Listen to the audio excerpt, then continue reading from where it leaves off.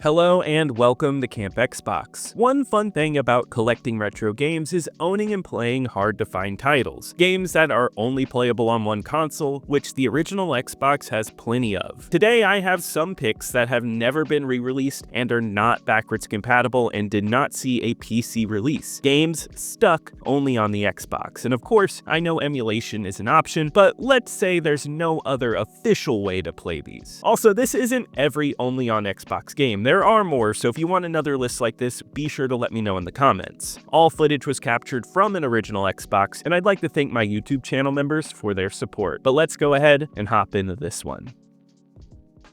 First today is one of my favorites, Bloodwake. This is a boat combat game that could be compared to Twisted Metal since it is a vehicular combat game, but I more compare it to Crimson Skies. It has strong world building and a smooth, engaging style that makes it stand out in the genre. This one came out early on the Xbox in 2001 and was created by Stormfront Studios, which is a seriously underrated studio. They would make the Two Towers movie game and Demon's Stone, which are fun games too. This Xbox exclusive has a strong Asian theme that carries through the plot and setting, similar to Crimson Skies here as well, with strongly themed boats that all have different looks and play styles. This game has many different factions, so you will see many different looks when you're out on the water. The look of the water and the explosions are impressive for the time as well. The water especially was pushing what made the Xbox so remarkable when it was released. Aesthetically, Bloodwake is an impressive looking Xbox game in the console's launch window. Yet the true thing that makes this game entertaining is its gameplay. The controls of the boats on the water are perfect for 2001. The water physics are a knockout with many different types of waves and intensities. Your ship and the enemies will fly all around with bombs, guns, and waves, changing the physics of everything. It's a game that is absolutely captured in chaos, and that is part of its great entertainment value. This game is action heavy, and once you're in, it is non-stop. This means this game is challenging, and beating it is brutal, but it's a good challenge. So if you like a tough as nails game, this one is going to be for you. This game sold well back in the day, so it's a bit sad that this franchise never got touched again and didn't see any backwards compatibility support. This is one of those lost gems of the Xbox, a great early release that was quickly left behind, so if you like a good vehicular combat game, definitely give this one a shot.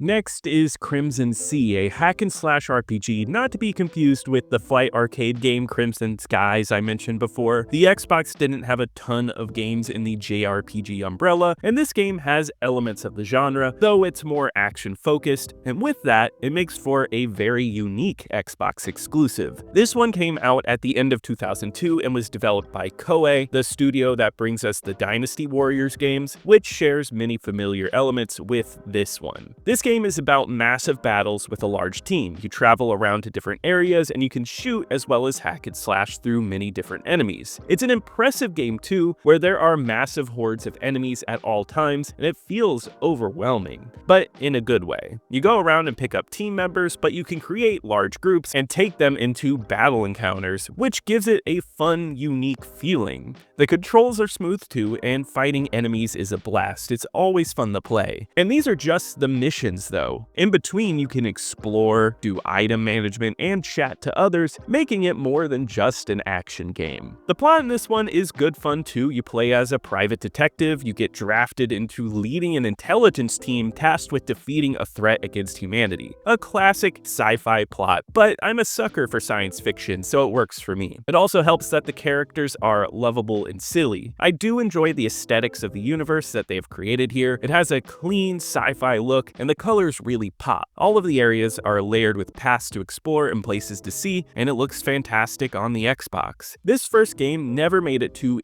anything other than the original Xbox, but funny enough, it got a sequel that never made it to the Xbox. That one only came out on the PS2, which is such an odd division of audience and release. I've never tried that one, but the first one is a good pick for anyone looking for something very unique on the Xbox.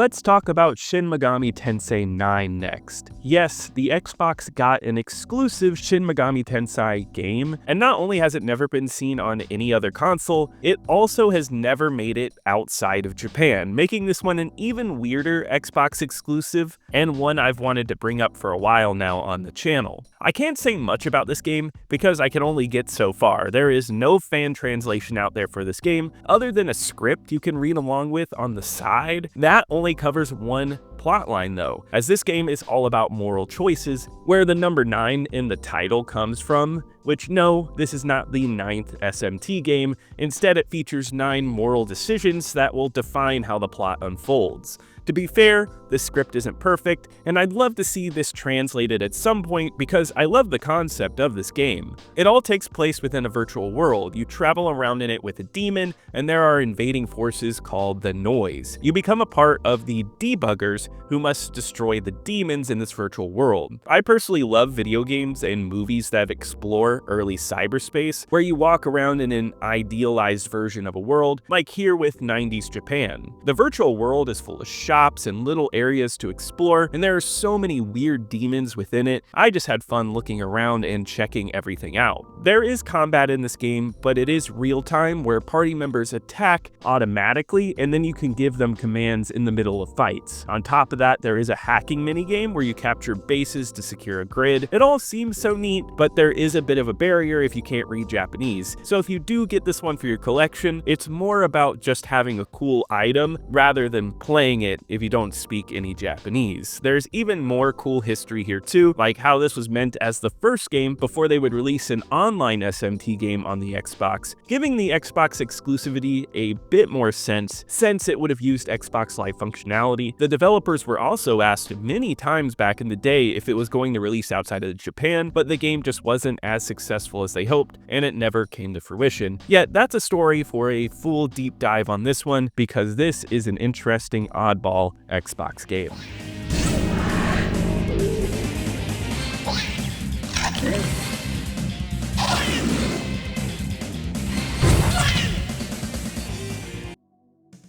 Next is Midtown Madness 3. This is the third entry in the PC driving series, which is a mission-based racing game, but it was all about going through the city streets and causing chaos. The games before were PC exclusive, but this third entry was only on the Xbox and never appeared anywhere else. Though there is a mobile version of this game, but it's a 2004 cell phone game and it's not the same thing, so I'm not going to count it here. This game was released in 2003 and it was developed by the great DICE. This is a racing game at its core, but what's cool about this one is that you have two storylines set between Paris and Washington, D.C., which this game has fun recreations of. They are mission-based and have you going around doing a mix of different tasks, all of which take place in these open-world maps. The missions offer a good amount of variety and spice this game up, which could have easily have just been a racing game, and now it has an arcadey tinge to it. This bleeds into the feel of the Cars 2, which makes this game easy to pick up and play. It's a zippy, good time. Much like DICE did with the Rally Sport games, Midtown looks excellent on the Xbox. Though not cel-shaded, something about its color palette gives it a cartoony, fun feeling. All the cars stand out against the city streets you race on. All of the maps feel huge and offer a wide range of areas to explore. It's a game giving you control and creativity to pick your own routes and explore the city. It all looks excellent with fantastic lighting, and it makes for a standout racer on the Xbox. Though the true meat of this game is in its online.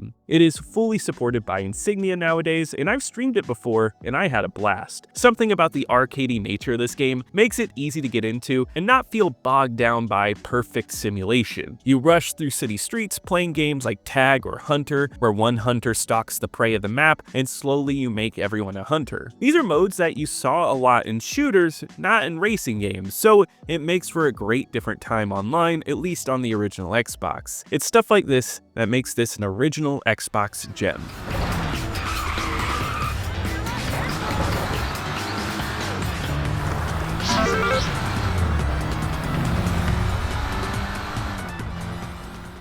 Star Wars is one of those franchises that has always seemed to get re-releases and backwards compatibility But here is a case of one that's been left behind. That's Star Wars Obi-Wan, an Xbox exclusive that has never popped up again. Yet, if you look at the critical and player reaction to this one, it's easy to see why they buried it. This one was an early Xbox game coming in 2001 from the one and only LucasArts. This was during the Star Wars prequel fever of the late 90s and early 2000s, and this game takes a look behind some of the famous scenes of The Phantom Menace, having you play as Obi-Wan, and you see some of those scenes from the movie, but also moments not shown in the movie, such as moments between Obi-Wan and Queen Amidala. This is a concept I like, as it can reveal pieces between scenes in the movie, and it sheds new light on the story. I think that's a fun concept, but this game as a whole is not perfect. It's very flawed, but I believe there's enough fun here for me to say that it's overhated. First off though, this is an ugly Xbox game. Obi-Wan does not take advantage of the Xbox and looks like a PS1 game in many ways. There's a heavy fog effect on many levels, making it hard to see. A lot of the worlds are plain and empty, and the character models are undecipherable blobs. Granted, there are times where this game looks good, like on the streets of Naboo, which I do really love, but for the most part, this game falls flat in the looks department. The gameplay though goes for something fun that I do enjoy.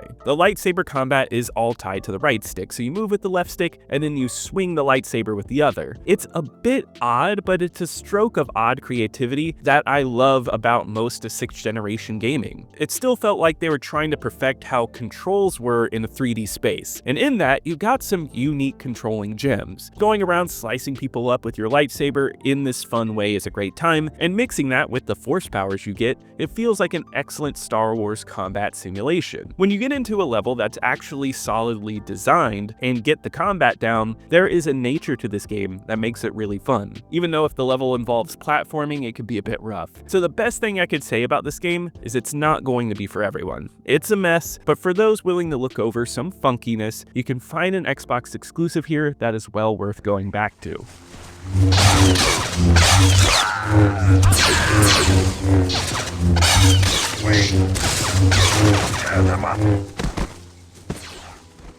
The final game on today's list is Superman: The Man of Steel, another one where I feel critical and public perception stopped this one from being brought back in any way, shape, or form. Unlike Obi-Wan though, which I can defend, this is one I don't enjoy at all, but I know some people consider this one a hidden gem, so if this one looks good to you, definitely try it out. Coming out in 2002 under the developer Circus Freak, even at that point in release, Superman 64's notoriety was still huge. Many asked whether Superman would actually make for a good video game. I will say, from what I've played, this is definitely better than Superman 64. I do think you can see dedication to the comics in this game, with the team pulling from the Superman Y2K storyline written by Scott Peterson. It features Brainiac infecting the city of Metropolis with a virus. It's a silly, fun little comic book story that I can appreciate. It's just the controls and gameplay that are hard for me to get behind. The flight controls can be a bit cumbersome. When you aren't facing off against a ton of enemies, it's easy to get behind, but once there's a ton of enemies on screen, it's a bit hard to control the camera. Not only that, but the combat and missions aren't enjoyable. There's a ton of time-based missions that feel egregiously hard or convoluted. It's one of those games where when I sat down and played the missions, I just never found myself genuinely enjoying it. So it's sad to say all this, because I think the city of Metropolis in this game is lovely. The scale of it all is really nice, and the motion captured in the city is great. They did a good job of making this feel like a moving city. There's a hustle and bustle that makes it all kinetic. Unfortunately though, some bits like this can't fix bad gameplay. So it's one I can understand why they never brought back. But to those who do enjoy this one, I'm sure it's sad that there is no easy way to play this one nowadays unless you own an Xbox.